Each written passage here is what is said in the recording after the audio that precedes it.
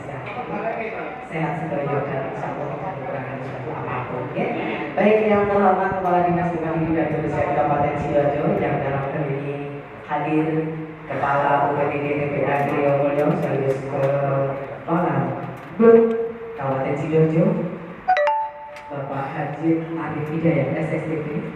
Pagi Pak, yang terhormat para pejabat di lingkungan kantor Dinas Lingkungan Hidup dan Kebersihan Kabupaten Sidoarjo, Bapak Anda sejawat SSDP, selamat pagi Bapak. Para narasumber ada Mas Entang, Mas Yanto, juga Guru Teknis BRUD, Mas Silmi, para kadis yang hadir pada pagi hari ini, dan Bapak Ibu KSN hebat pengelola TPST di Kabupaten Sidoarjo. Bismillah, alhamdulillah, kalau dan syukur mari kita panjatkan kehadirat Allah Subhanahu wa taala karena atas perkenan dan limpahan rahmat. Setidaknya pada pagi hari ini kita hadir dalam keadaan sehat walafiat dalam acara sosialisasi peraturan Bupati Sidoarjo, sosialisasi PRU nomor 117 tentang tarif pelayanan pajak pada Badan Pelayanan Umum Daerah atau BLUD UPTD TPA Griyo Mulyo Kabupaten Sidoarjo pada hari ini sesi ketiga Jumat 27 Januari 2023 dalam keadaan sehat walafiat dan insya Allah tidak kekurangan suatu apapun dan dalam kata satu kata sepakat untuk tetap semangat mengolah sampah di Kabupaten Sidoarjo tanpa tetap memiliki kebersamaan merupakan kita pada pagi hari ini. Baik, mengawali acara pagi hari ini, mari kita buka dengan bacaan basmalah. Bismillahirrahmanirrahim. Dan selanjutnya mari kita dengarkan bersama sosialisasi tentang peraturan Bupati Sidoarjo nomor 117 tentang tarif pelayanan pajak pada Badan Pelayanan Umum Daerah UPTD TPA Griyo Mulyo Kabupaten Sidoarjo. Yang terhormat Bapak Haji Arif Hidayat SSDP. Disilakan. Bismillahirrahmanirrahim. Assalamualaikum warahmatullahi wabarakatuh. Tadi dipanggil Bapak yang muncul anak singgung. Jadi saya mohon izin memperkenalkan diri terlebih dahulu. Nama saya Haji Arif Hidayat. Kebetulan saya diamanai sebagai Kepala UPTD BPA Bapak. Terima kasih atas kehadirannya, berkenan hadir jauh-jauh dari berbagai penjuru Sidoarjo di TPI Mulyo ini. Semoga pada kesempatan kali ini memberikan manfaat dilakukan untuk kita sekalian. Jadi kalau mau izin bicara di sini terkait dengan sosialisasi arus kebijakan persampahan serta terkait dengan BUD TPA Griyo Mulyo. Pertama-tama saya aturkan rasa hormat saya yang setinggi-tingginya kepada bapak-bapak dan ibu sekalian, Pak Lurah, pengelola KSR, dan seluruh hadirin sebagai pejuang pahlawan lingkungan, orang-orang yang bergerak di jalur yang sepi, di jalur yang sering dipahit. Jadi apa kebijakan persamaan ke depan? Yang pertama adalah diterbitkannya peraturan Bupati nomor 116 tentang pedoman perhitungan biaya pengelola persampahan di Kabupaten Sidoarjo. Nah, apa inti dari peraturan ini?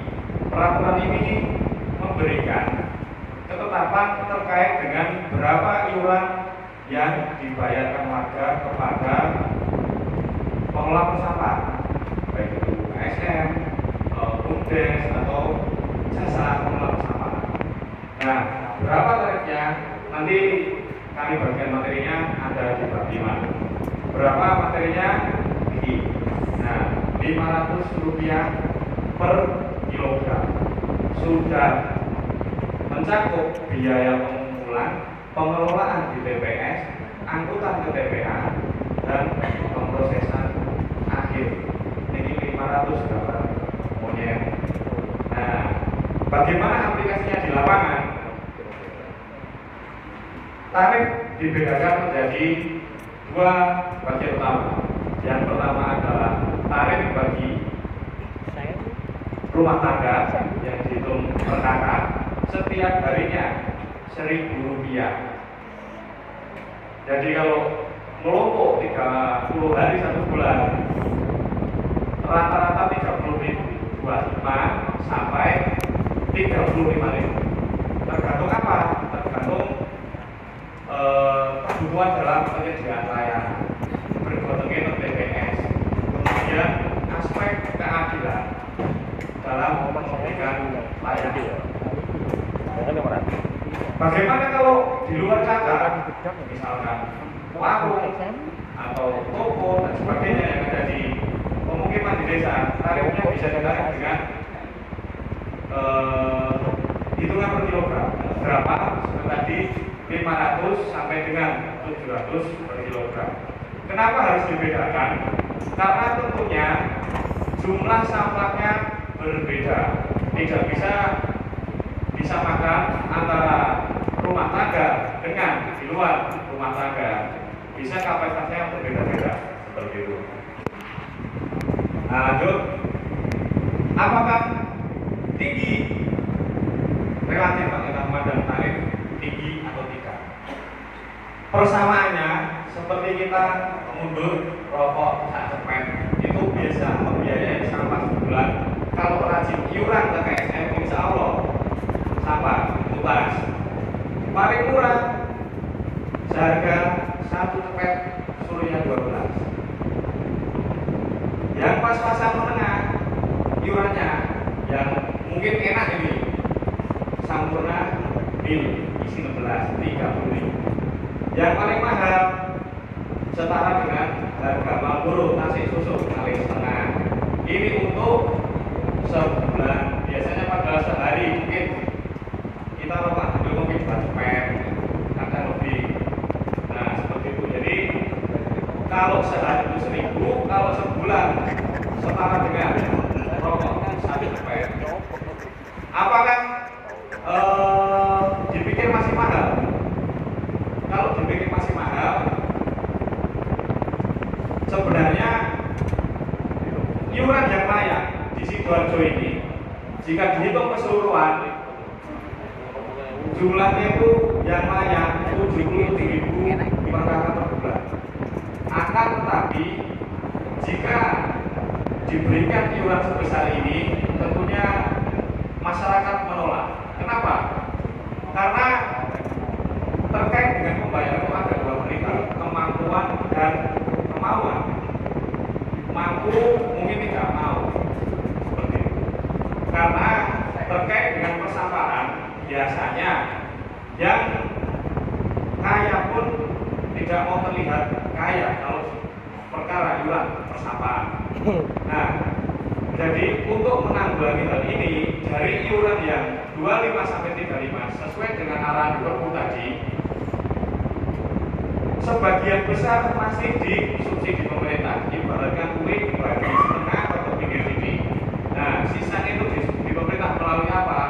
Penyediaan TPA seperti yang panjenengan lihat dengan skala prioritasnya, kemudian penyediaan operasional dan pemeliharaan angkutan sampah, kemudian gaji seluruh pegawai.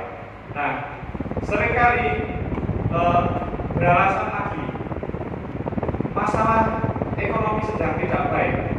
Kan kehidupan ini Pak sebagai konsep pembangunan berkelanjutan juga nggak hanya faktor ekonomi saja, tapi kenapa sih harus ada kepedulian seperti ini? Kita juga ada konsep keberlanjutan lingkungan. Percuma uang banyak tapi lingkungan itu sudah tidak sehat. Jadi memang harus ada tawar-menawar, ada porsi yang diusahakan setara meskipun itu masih susah. Bagaimana ekonomi tetap berjalan dengan baik, hubungan sosial diusahakan baik seperti itu. Nah, apa sih tujuan dari kebijakan ini disusun? Panjenengan tadi sudah sebagian besar sudah mensani TPA. Ada yang baru pertama kayak Bang di sini gitu. Nah, seperti ini.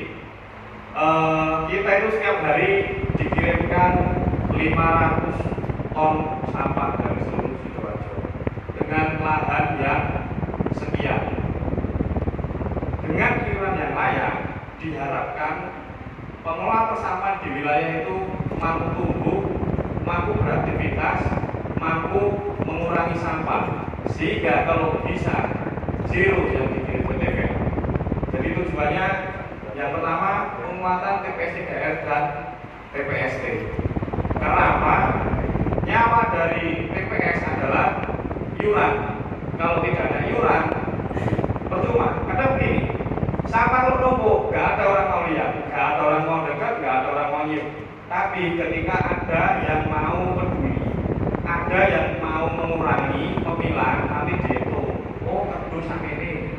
Oh, atau melarang. Oh, kreasi dia maju agak no. Seperti itu. Dipaidu. Tapi tidak apa-apa. Kalau Nabi yang maksud itu terus ya Allah masih ada yang maidu.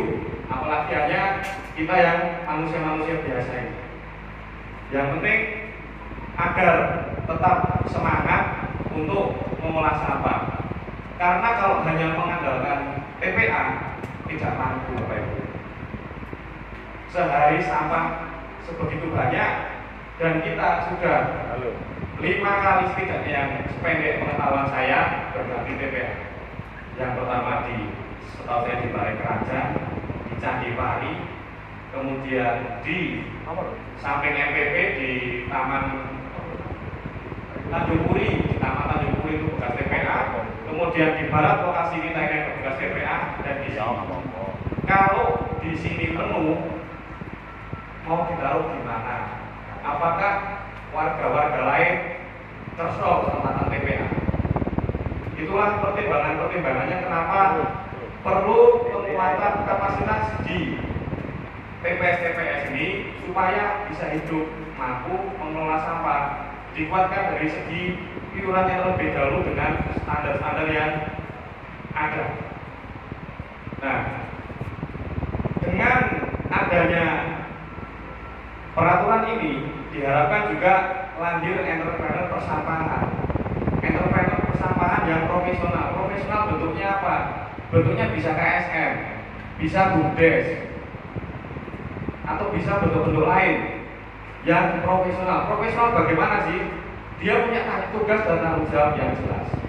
Makanya ketika ada Pak Lurah dengan KSM, berkontraklah yang jelas, buat MOU secara jelas. Bagaimana sih tugas dan kewajibannya? Siapa berperan apa, siapa berbuat apa, setidaknya harus jelas. Itulah paling tidak profesional, tugas dan tanggung jawabnya sudah jelas. Seperti itu. Kemudian meningkatkan pengolahan sampah di wilayah, meningkatkan pengurangan sampah, dan kalau bisa zero TPA di kota ini, Pak. Nah, memang nggak bisa, tapi setidaknya ada upaya. Ada upaya, Pak. Kenapa ada upaya? Nah, jadi kan tadi lihat tanah yang di sana, tanah buruk untuk sanitary landfill, untuk melapis TPA itu, gunungan kecil atau bukit kecil itu 95 truk sekian jumlahnya. Sampah yang masuk itu anak yang kantor ini, Pak. Sampah yang masuk 125 truk sehari. Sedangkan pelahan cuma sekian. Memang tidak bisa. Setidaknya ada pengurangan seperti itu. Jadi PPN adalah benteng terakhir. Kalau PPN sudah tumbang, sampah mau kemana? Kami juga sudah menyiapkan dan diberikan oleh pusat